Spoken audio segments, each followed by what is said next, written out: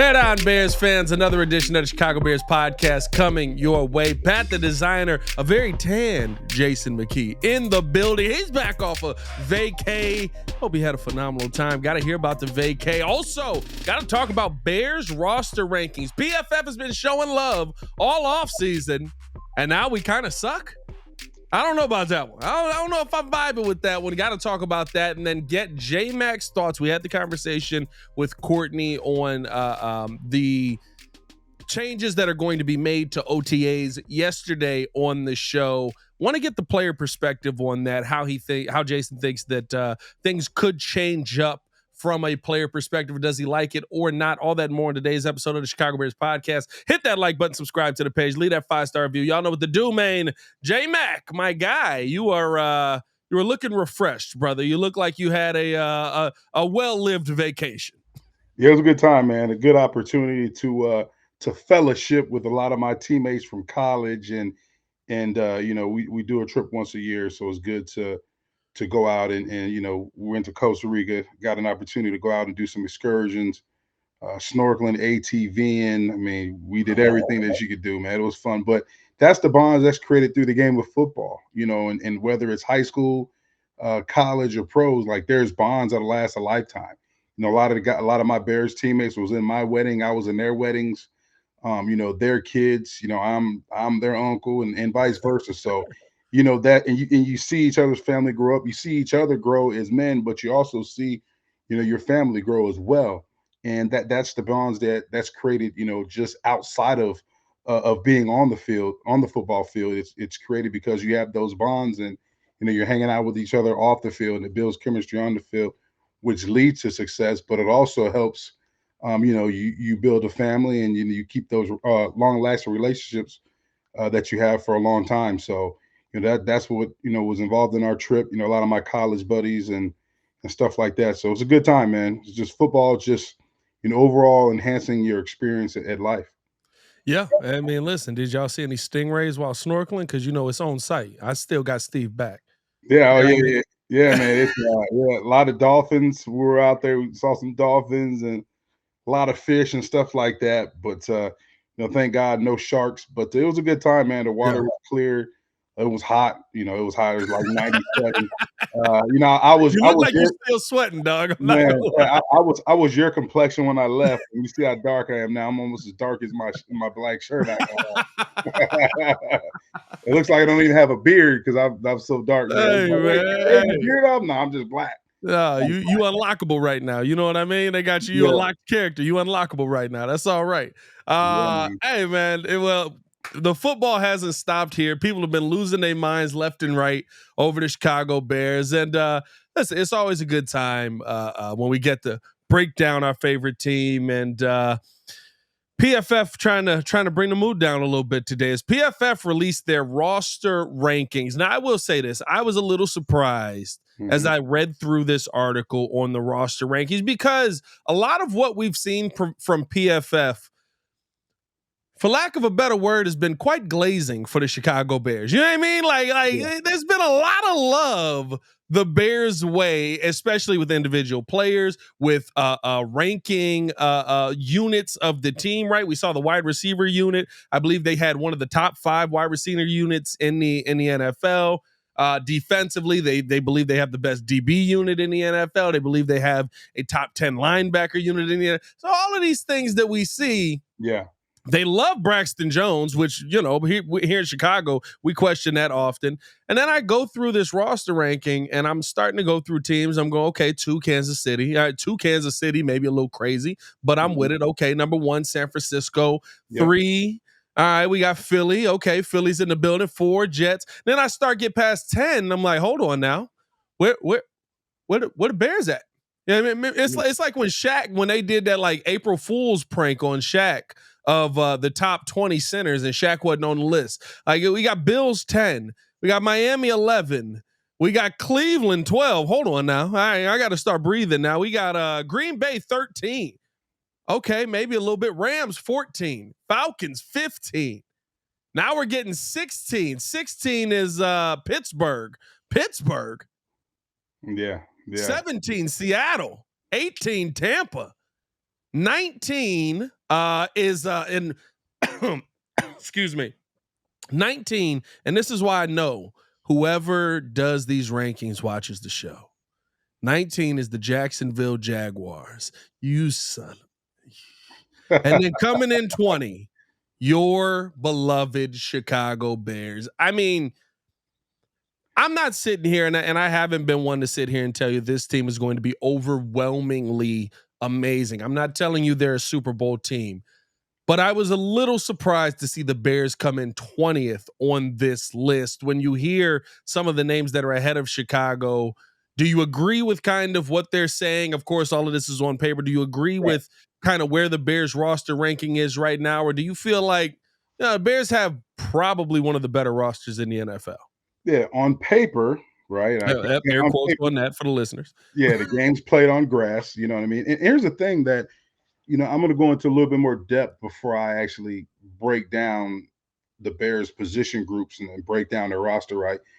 When you look at it, there's one thing that you can't really project, right? And when you're ranking these rosters, right, you can't project how a player is going to develop throughout the offseason or if he's going to take a jump. You know what I'm saying? Yeah, you can, and all you have to do is you base it off of really what they did last year. You know what I'm saying? So some of these teams that's ranked ahead of the Bears, yeah, they made offseason moves, which may have elevated them ahead of the Bears. The Bears made a lot of good moves too. But here's the thing: we don't know how Braxton Jones is going to progress in the offseason, or is he going to regress? Is he going to get better? Right? Is he going to enhance the weaknesses that he had throughout the season? Are those weaknesses going to continue to be weak, and the strengths that he had are they going to deteriorate? Like you can't determine those things, right? Tevin Jenkins, like same thing. Is he going to get better? Or is he going to be available all season? Is he going to be healthy? Like a lot of things you can't. It's all based off basically last year's projections and what you think these guys may do. So I think that's one thing that you can't measure is how these guys are developed. Like Pro Football Focus can't see if Braxton Jones got stronger this offseason. You know what I mean? They're not in the weight room.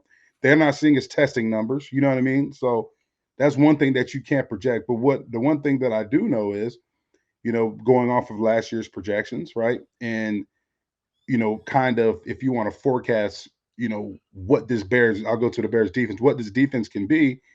You look at what they did last year, one of the top defenses, and they really took the next step when Montez Sweat came over. And I look at you have blue chip players at every level of that defense. Defensive line, you have Montez Sweat. Them linebackers, you have TJ Edwards, Tremaine Edmonds. And then on the back end, you've got a Jalen Johnson who's leading the secondary.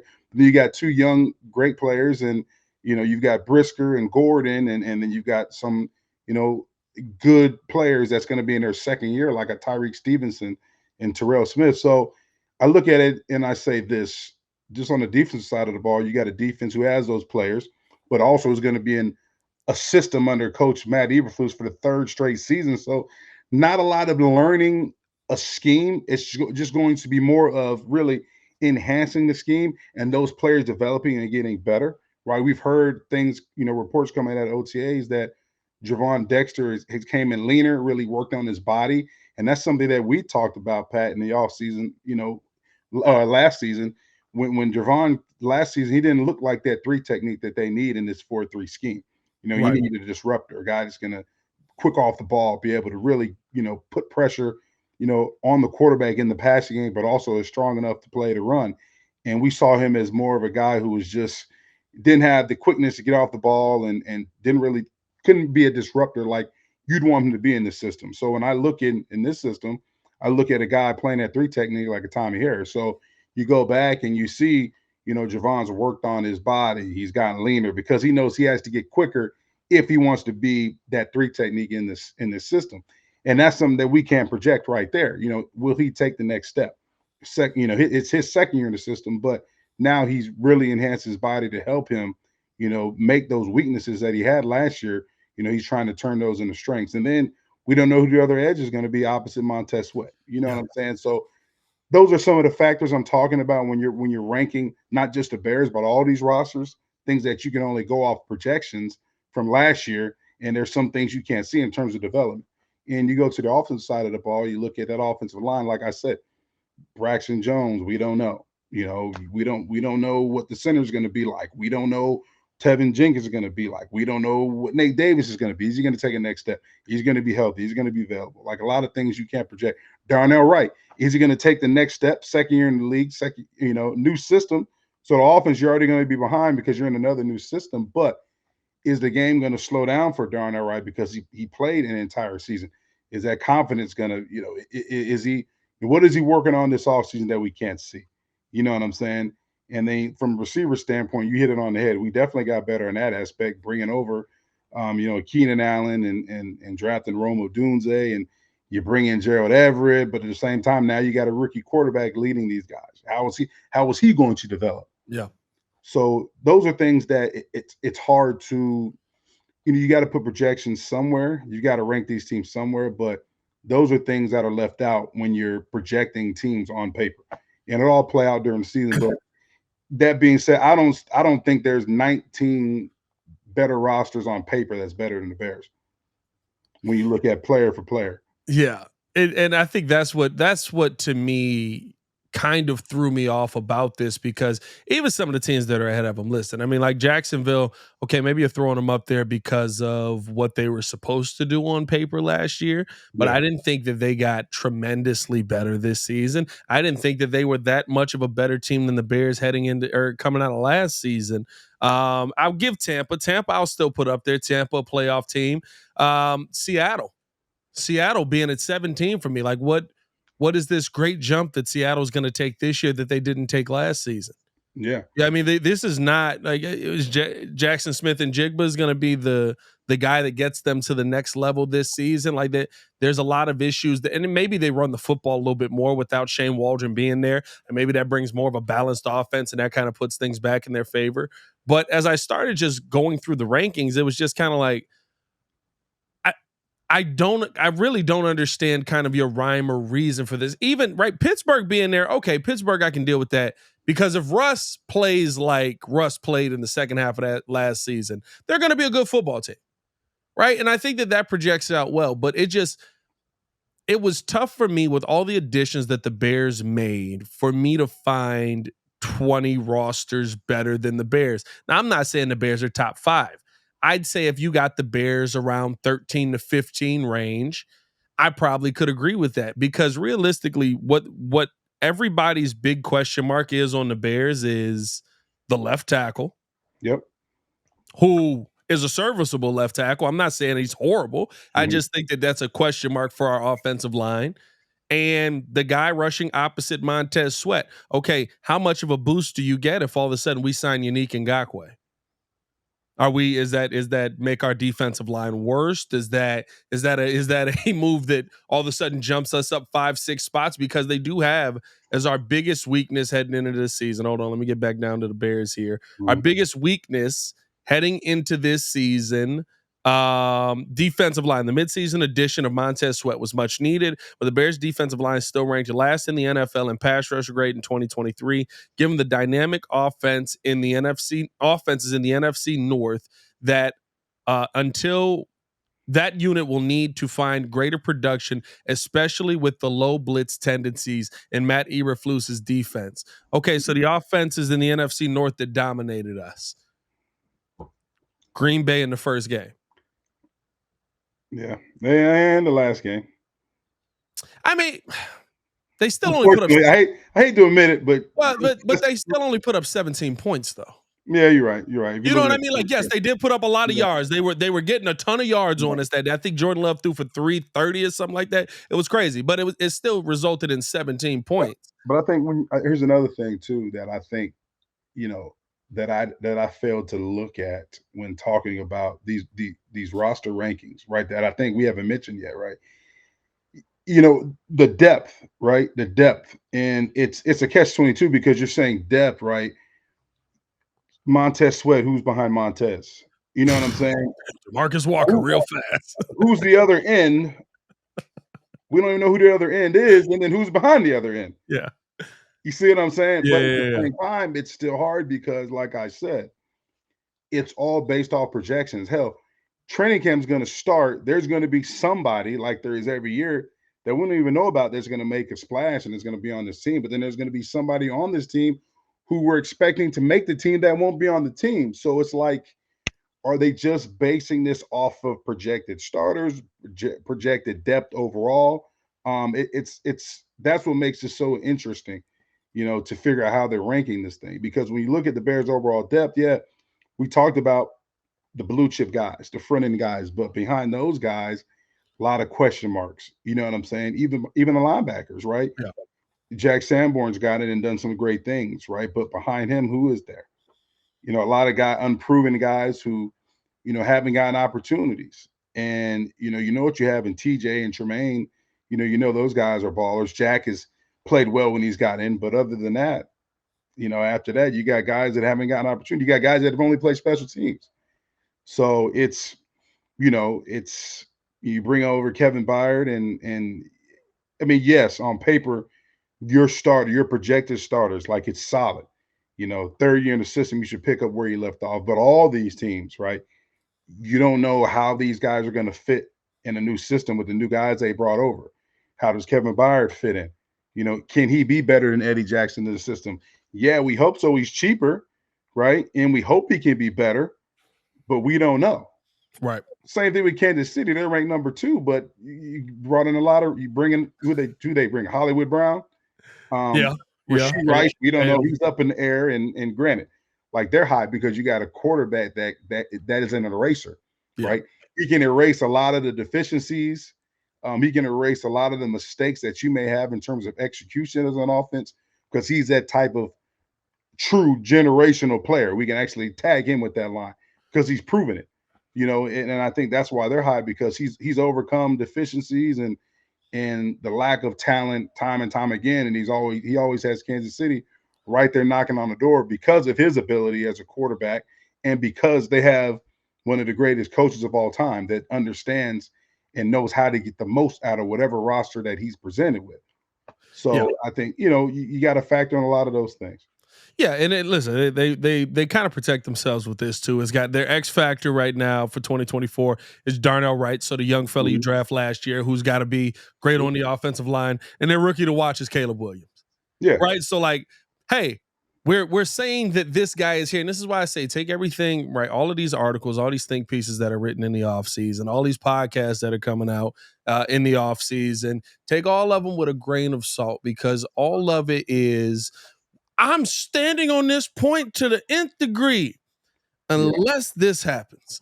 The Bears are the 20th ranked roster unless Darnell Wright's good again and Caleb Williams is exactly what he's advertised as. Yeah. That's really kind of what they're saying with this stuff. And they did that with every team on there. Right.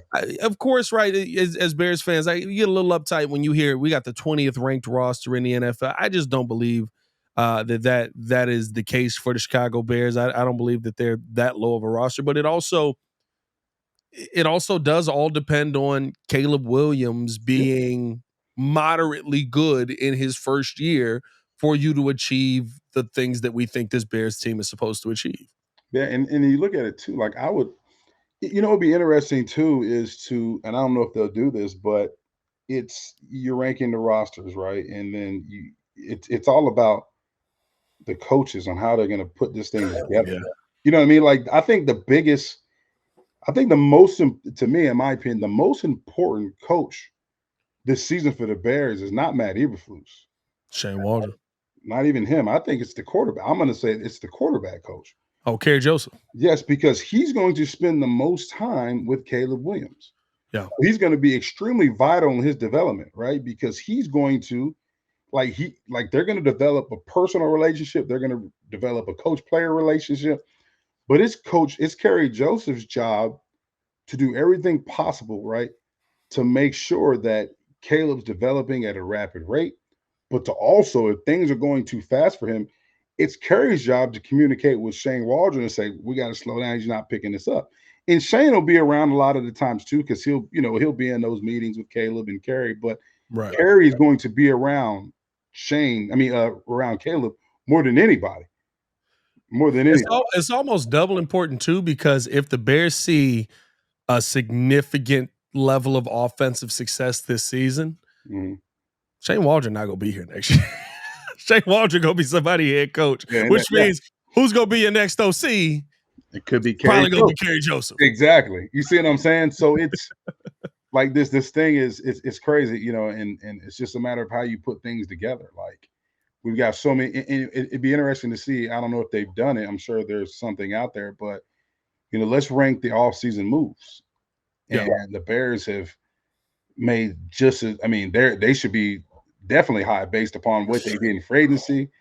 You know, I'd say they probably, I can't even think of another team. They probably won the offseason. Well, hold on. Houston dominated this offseason too. Houston got some dogs down there. And they just resigned was it Nico Collins as well? Nico Collins, yeah. He got 75 M's. Man, they got they're trying to win right now. They said we got our quarterback. We can go spend money because we ain't got to pay our quarterback for a couple of years now. Yeah. So we're going after this thing right now with a quarterback that's shown you he can get a team to the playoffs. And you know, I mean, it's going to be Houston's going to be interesting. Where were they ranked on this list? I want to say surprisingly low. Hold on, let me see. Mm-hmm. They always have it at the top. I'm sitting here doing it. Y'all ever do that where you trying to find a team and you doing the alphabet in your head? And I don't Houston was high. Houston was the 7th ranked and offense or 7th ranked roster. They do still. I see. That's tough for me too. They still got them behind Detroit. They got them behind Baltimore. They have them behind the Jets and Philadelphia, Kansas City, and San Francisco are your top 2. And that's interesting too because I don't know. I think that is in terms of. I think I'd have to really look at it though. It's all speculation, but you really got to look at the depth as well. So when we're talking roster, right? We're talking entire roster. Yeah. I think when you look at the starters, then you look at the backups in terms of their experience, how many games played, how many games started, injury history. Like if you're going to make a true roster ranking, you have to look at all of those things. You know what I'm saying? If there's a, you know, you've got, you know, this person starting. Well, who's behind Nico Collins and how many, you know, starts does he have and how many career yards has he had and how many catches does he have and stuff like that. I think that's, you know, I'm sure Pro Football Focus does a great job. I'm sure they took all that into account as well. It's interesting to me, like when you go through these. Let me ask you this: outside of, because I'm trying to think, was PFF? When did PFF get founded? You're probably out the league when PFF got founded already. But when they would come out with these lists and stuff like that, are y'all looking at any of these? I don't recall ever looking at a list. You know, that's just me personally. I can't say that for all my teammates. Like when you're in it, and I know we're gonna get into off-season talk and all that stuff. When you're in it, like you don't have time to be distracted by other things. Like you barely have time for your own family because you're in it. Like it's nonstop. You know what I mean? Yeah. And it's meetings, practice. You know, it's meetings, practice, film, travel, game, and rinse and repeat. And you know, you're the less than 1% in the world. Like you're the one of the best in the world at doing your job. Yeah. And everything you do has got to be at a high level. So, you know, you're trying to make sure that one, you're playing at a high level so that way you have a job and you're trying to make yourself irreplaceable, but you're also going out there and trying to make sure that you understand the game plan.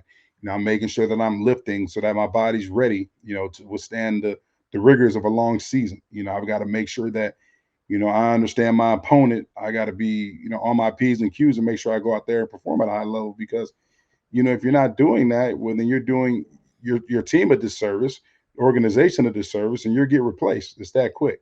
Yeah. So you don't have time to be, you know, the guys who are distracted or they're not consistent in their preparation or their performance are the guys that get replaced. And sometimes you can do all those things and you get replaced because of contract issues. You know what I'm saying? So it's like, damn, you know what I mean? But you always, whenever it, like I've always said on this podcast, and I say it over and over again, everything's a constant evaluation, man. I'm telling you, like a lot of these young players, and this is a message for these young players that's in OTAs right now. Even when you're walking around the building, the way you're interacting with everybody, you know, interacting with just the cooks in the cafeteria, man. the way you talk to them, everything's under evaluation, man. And these teams are like they're businesses, and they're always trying to find a way to get better. And if they can find a way to get better cheaper, well, then they're gonna do it. You know what I'm saying? So that's just how this thing's work. That's how it works, man. That's the name of the game, and it's tough, but that's just how it is. So I say all that to say this: you can't be distracted. So I never had it. I never looked at the list. Some guys do. Some guys, they read the tweets, they read the paper. Some guys that motivates them. Some guys it can have a negative effect on them. So I'm not going to say they aren't. I'm sure a lot of people are, but I personally never did. You always hear those random moments of play. Like I know it was one game. I think Steph is a big guy like that. If he's having a bad game, he gonna get on Twitter just to like piss himself off so they can come out and play better in the second half. I like that. Yeah, I mean, he said he'll run in the locker room, he'll get on Twitter because Twitter just gonna be. They got the memes coming for you. They got now we got AI out here, dog. So it's all these lookalikes out there going crazy.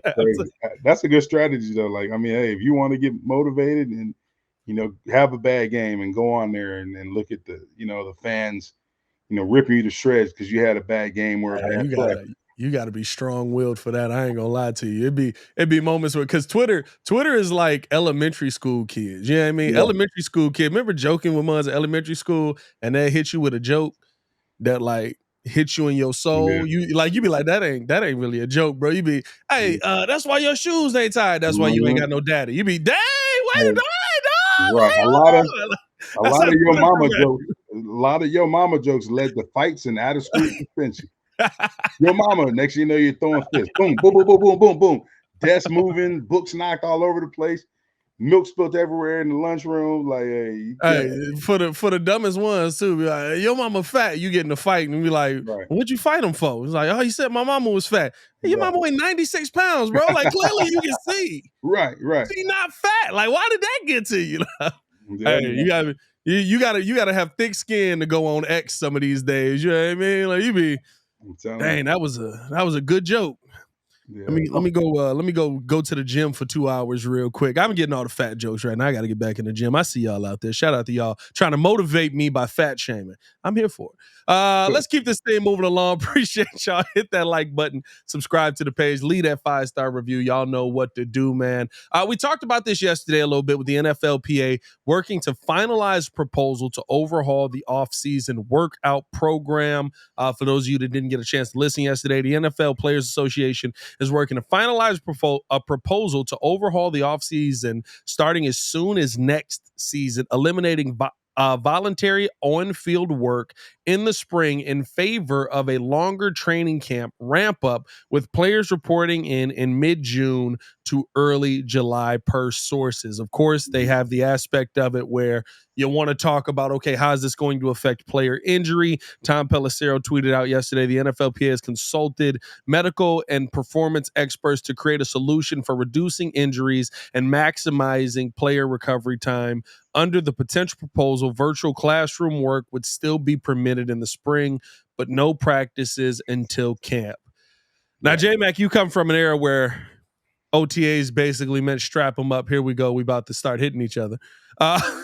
Yeah. Well, no, we didn't really. I mean, you're going to get some collisions. You're not wearing shoulder pads. It's just helmet. You know what I mean? It's yeah. But now it seems that they're trying to take away the mid-season or the mid-off-season, I should say, voluntary program to basically, I mean, when they say longer training camp, to me, training camp is not voluntary, but maybe it would still be a voluntary portion of training camp.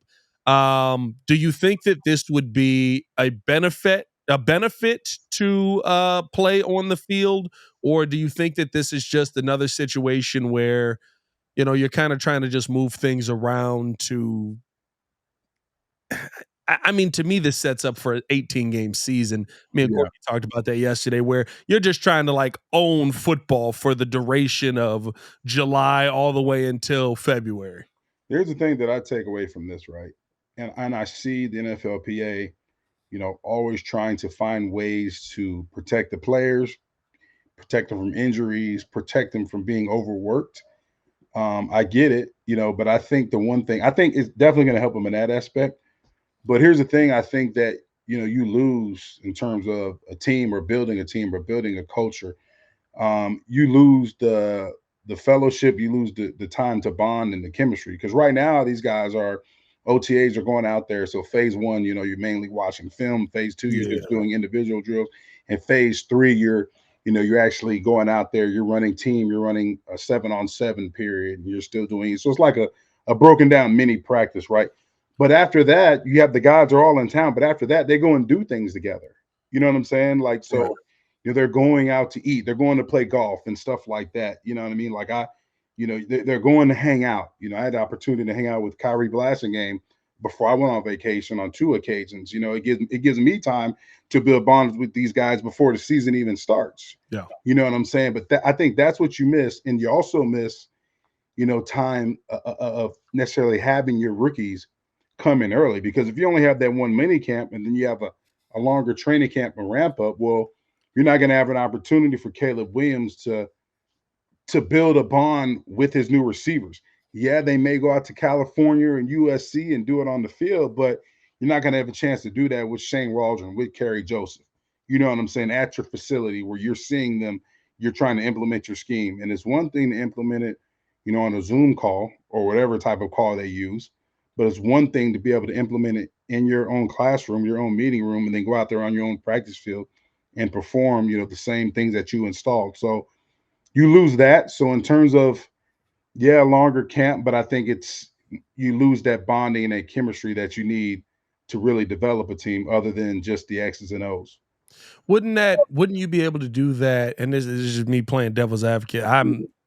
I'm not real. I don't know if I'm not in favor of it. I feel like you're when you talk about this situation, which I think leads into the 18 game situation, it's always very hypocritical when I then see, but this is how it helps player safety. It's like, oh, you mean 7 months straight of football is Right, exactly what the exactly. players are looking for. You Right, know? like you're gonna ramp up, and then you're gonna ramp up. So you're gonna do a 2-3 week OTA Ramp up. mini.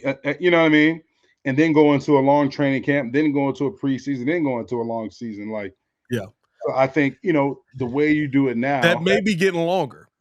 Exactly, exactly. So instead of them having a 6-week break before training camp after the off season, like, Right. so they have the off season program, 6 weeks off, and then camp, preseason, and then the season. Yep. So I don't know, man. It's so hard to, I get it, but then it's like, I mean, man, like you said, that is a lot to put on players. So it's a lot at once, and I think Yeah. that was my biggest takeaway from this. The player safety aspect of it, like I just said, it is what it is. Like they're gonna try their best, but the NFL is gonna do what the NFL is gonna do. But on the flip side of all of it, I think that the turnaround to getting your body back right is gonna be a little bit more difficult because and I'll ask you this. This was the question I had. I've seen it where guys have taken too long off of football and they don't come back the same. Yeah. Yeah. Is Yeah. that time in the middle too long? Because you're talking about, let's say you make the Super Bowl.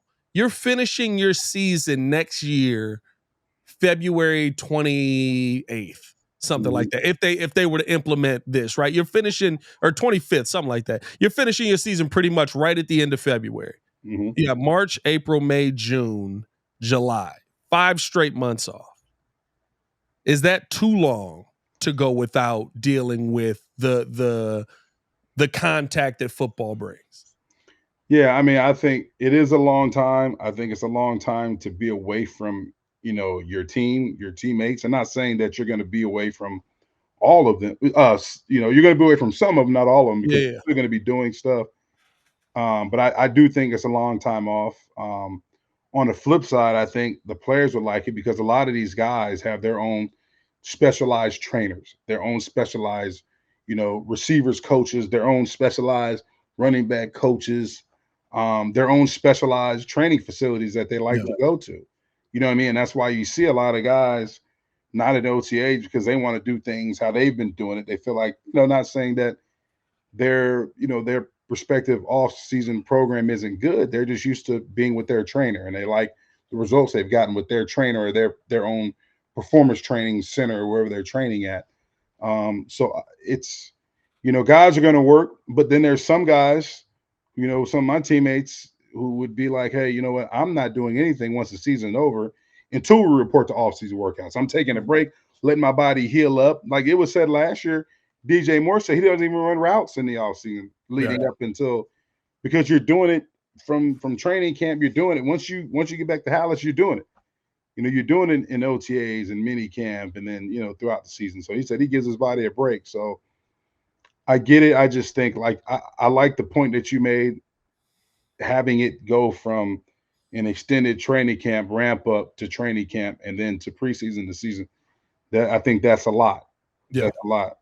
And I'm just going off of what Yurko always talked about, right? He said you report to OTAs, you kind of get that first little bit, and then he from a different era of football. So he talks about this in the sense of, you're hitting and stuff like that. And he's like, you get that little bit of callus going, and you get a little time off. You work out the callus. You figure out, okay, this is what that pain feels like. Let's get our body back into it. You report to training camp. You go through all of that at training camp. You get your body right. You play in preseason. You're ready to go for the season.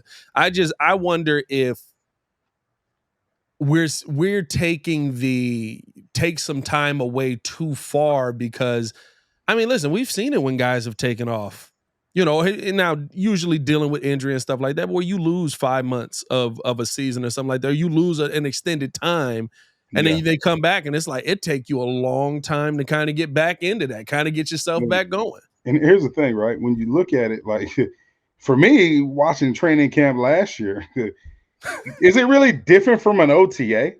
They're not even wearing pads. Like, come on, man. Like, how many times did they wear pads last year? 3 times? Full pads. I think we had full pads is different. Yeah, I think three times. To go from Yurko, they were hitting back then. We didn't even have shoulder. I don't recall us having shoulder pads in OTAs. Yeah. It was helmet and jersey. So you're gonna get some collisions, receiver and DBs fighting for the ball, or if we're in the run period and I'm running up in there, and me and Lance, we're not gonna collide, but we may bump into each other. Not trying to. We're trying to keep each other healthy, but stuff's gonna happen. There's gonna be guys on the ground. It's gonna happen. But in terms of contact where you're wearing full pads, that's not even happening in training camp. So you see what I'm saying? Training camp. So you saying it don't change much. It is what it is. You get the off time, you get the out time. The whole thing's a ramp up, honestly. You're talking I say this. If you had gone to OTAs last week, now listen, it was 45 minutes of you were there. I wasn't there. What little dink and dime, nothing. But I'd say the last 20 minutes of practice was probably, it's the most physical practice I've seen, and it was OTAs. So man, I got a little bit of hope this season. Yeah, I got not much. Though. Easy using that word intense though, because intense in terms of guys competing in shorts. Yeah. Not intense in terms of guys, being physical with pads. And it's OTAs, I get it. But I'm saying this okay, let's transition to training camp, the ramp up and all that stuff. You're in OTAs, okay, let's take it away. We're ramping up. It's almost the same thing. You're just pushing OTAs right before training camp, because you see what I'm saying? The ramp up, even in camp, you still have a ramp up period. You don't come out the first day and wear shoulder pads. No. We used to go, usually it was 3 days, and your helmet and jersey, and then the 4th day, your helmet, shoulder pads, and then that's it. Boom. You're in pads the rest of the camp, unless coach threw you a bone, and you have some days where you're just in jerseys. But hell, our guys were in jerseys and helmets pretty much the whole camp last year. Hey man, let's hope it's a little bit more intense this year. I left with a positive feeling watching the defense cook on what was that, last Thursday. Actually, I think somebody did get hit on accident. Everybody was very upset about it. You're gonna get hit. Yeah, you're gonna get hit. Think there was a random. They want to say Tyreek came over the middle and might have got DeAndre, and everybody was now DeAndre making $7 million, so you know why they're screaming. What are you doing? Stay off the ground. The collision already happened. I'm the same way in our summer camp. Like, I'm like, man, hey, look here, man. We don't have a lot of kids. We got to stay off the ground. Stop falling, tripping over your own feet. That's how guys get hurt. So, Yeah. I get it. I don't know, man. Does this seem like a meaningless change to you, or do you think that it's gonna affect it'll have an effect on the actual game when you get to real game?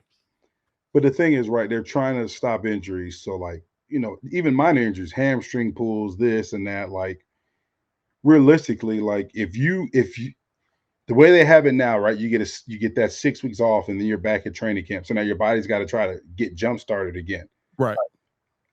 I don't think that's gonna negate the soft tissue injuries or the hamstring pulls that guys are having. Right. I think that will come about even if you have that 6 week break, because now it's a longer training camp. So the longer you're putting stress on your body, the higher chance you have of injury. You see what I'm saying? So I just think either way, I think you're going to have those issues. Those things are going to happen. It's a part of sports. It's a part of the game. And that also goes into what you're doing during those 6 weeks, right? You usually see, I mean, we saw, and I'm not saying the guys aren't working on their bodies and stuff like that during the off season, but like a lot of the guys that we've seen deal with those long-term hamstring injuries and stuff like that, like it's usually the ones that you go, okay, well, what's he eating? What's he doing to take care of himself? How's he preparing himself for the day? Usually we see a lot of them hamstring days pop up when it's 95 degrees outside and maybe you didn't hydrate enough the night before. Exactly. So, yeah, I mean, it's times are changing, trying to make things better for the player, but the proposal, is it really better for the player? This one felt, me and Courtney said this yesterday. It just feels like, okay, this is something that we're going to give you that you want for some reason because we're going to take 18 games. Yeah. You're going to be playing 18 games in the next coming couple seasons. Right. So Imagine that, Pat. Like you said, you're going ramp up training camp, preseason, 18 games. It's a lot of football. That's a lot of football. 20 weeks. Because let me say, I'm praying 20 weeks because you got to get a second bye in there at some point now. Yeah, for sure. 18 games is crazy if you're doing a single bye. Yeah. So is it really the proposal? Is it really better than the original format? I guess it's that 18th game. You know what I'm saying? You got to take out the 18th game because it hasn't happened. I guess here's maybe the argument, right? And I don't know how an 18 game would work if you're taking away another preseason game and you're just going straight in, or if you're just adding a game one. Either way, though, and this is just me again playing devil's advocate. You're playing more real football throughout the year. Would that have your body more prepared, even though you're going through that 4 to 5 months off? Depending on where you get put out. Listen, some teams gonna have a solid full 5 months off because you're gonna be a bad football team. And but the guys, like when you break OTAs and minicamp, you have that 6 weeks off, right? Yeah. Guys will they'll take a vacation to get away for like a week, but then they're back working because coming up, my body's got to be at peak performance during training camp, especially the guys that are on the bubble of making a roster. Yeah. It ain't a vacation. It's time to make sure that I'm prepared to go out there and earn a roster spot. You see what I'm saying? And so you're not taking that time off, that 6 weeks off. You're still working. Like I said, though, that's when you're working with your own trainer or your own facility, or you're doing things. I used to box a lot and do football stuff. You know what I mean? Like you're doing your whatever you're doing is your recipe for success. That's what you're doing during that 6 weeks. You're going to take some time off. You're going to get a vacation in there, but it's not going to be a 6 weeks vacation. It's going to be, a vacation to get to clear your mind for mini camp and OTAs. And then I got to get back and get to work to make sure that when I show up, one, I got to pass a running test if that team has it, and two, I got to be ready to go out and perform each and every day in training camp. Right. Yeah, it's going to be interesting to see. I love getting a player perspective on that because for me, I'm just like, this don't make no sense. The player safety aspect of it, all of that. Like, let's see it get implemented. I love that they throw that in on everything now because that's the way to push stuff through. I mean, listen, This is going to be it's going to be interesting to see some of the changes. I'll tell you what, I was talking about this yesterday too. It's going to be tough to get some content going if we got 5 months of literally. I mean, it's going to be draft and then figure it out. Yeah, I mean, for real, we it's got gonna the be draft, crazy. we got rookie mini camp. Man, imagine all the rankings that's gonna come out at like it's gonna be. Also, what cracked me up was all the rankings is gonna come out as hilarious, bro. Let's rank individually each DB in the NFL. Let's rank team swag. Which team has the overall best swag, best uniform loadout? Like it's gonna be crazy, man. Like it's gonna get wild. I think what's funny to me is though, like we were talking about this yesterday on the breeze. The NFL just said, forget all the other leagues. We're just gonna take everything. Like Christmas, hey, that's ours now. Yeah. I mean, but if this goes through and plays out, and you end up with 18 games and all that, you're playing till the end of February. Yeah. March Madness, all them Cinderella stories. We ain't talking about none of that. Yeah, and the thing about it is too, like these rankings and stuff like that, like we talked about when we first started the pod. Games played on grass, not on paper. You know what I mean? I don't care. Me personally, as a player, like and now an analyst, and covering the Bears, I don't care where the hell they got us ranked on paper. I don't care. It doesn't matter. You know what I'm saying? We could be even if we were ranked number 1, I still would be number 1. We're gonna win the NFC North. We're going to Super Bowl. Like no. It'd be a lot of question marks too. You know what I'm saying? Like it wouldn't. I'm not one of them homers that's gonna be like, oh, we're doing this now. They got Detroit ranked 6th, and I'm like, they might have missed that window, dog. I don't know. Like they still a good team, but none of this matters, honestly. Like none of the rankings on paper matter. Like it's good. I think it's good because it gives us an opportunity to dive. Like we're so Bear heavy as we should be. Yeah. But it gives us a chance to see what other teams have and what somebody else's outside view is of what we have compared to what we've done in the off season, compared to what they've done. It's cool for right now. It's cool, but at the end of the day, when that ball's kicked off and what the end result is on that scoreboard, that's what matters. This is a results-based business. Nobody, the coach can't, you can't have a terrible record and be like, well, we're ranked 7th in roster. The GM can't, Ryan Post can't say, we improved our roster. No, but you didn't go to the playoffs. Yeah. Listen, I'll tell you what. That's even worse. If we finish this season ranked 20th, that's where it's more concerning. I mean, if I'm the McKie, I'm looking at Ryan Post like, you mean to tell me he brought in Keenan Allen, another year with Montez Sweat. We got a 3rd year in this defense. You bring in some guys. You extend Jalen Johnson. You bring in DeAndre Swift, and we still didn't go to the playoffs. You know what I mean? Like, come on. Yeah, you know what I mean? Bears fans are gonna be going crazy. What do we got to do? We got Caleb. We got Keenan. We got DeAndre. We still can't win an NFC North. Like, it's the results.